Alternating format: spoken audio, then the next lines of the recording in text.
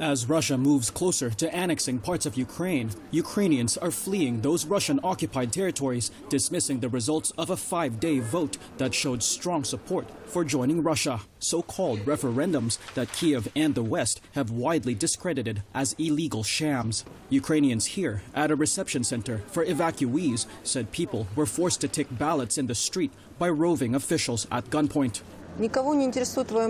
No one was interested in your opinion.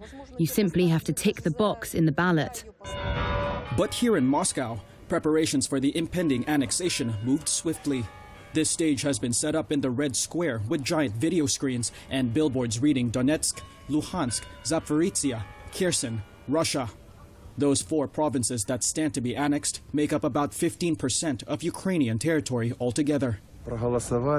On Wednesday, the Russian-installed administrations of those 4 provinces formally asked Russian President Vladimir Putin to incorporate them into Russia.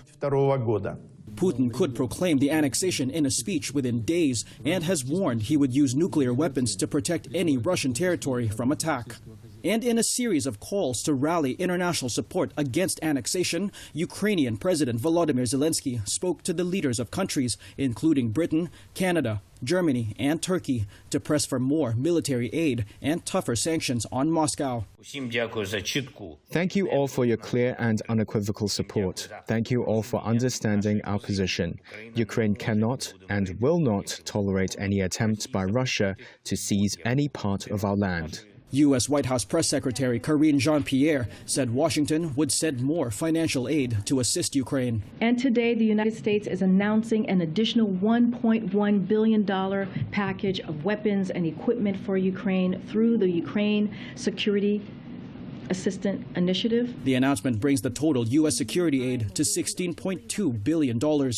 Washington and the EU also said they would impose more economic costs on Moscow. And we're determined to make the Kremlin pay for this further escalation. Ursula von der Leyen is the EU Commission president. So we propose sweeping new import bans on Russian products. This will keep Russian products out of the European market and deprive Russia of an additional 7 billion euros in revenues. We're also proposing to extend the list of products that cannot be exported to Russia anymore. The aim is here to deprive the Kremlin's military complex of key technologies. That would add to sanctions already levied against Moscow since its invasion of Ukraine in February, which it calls a special military operation.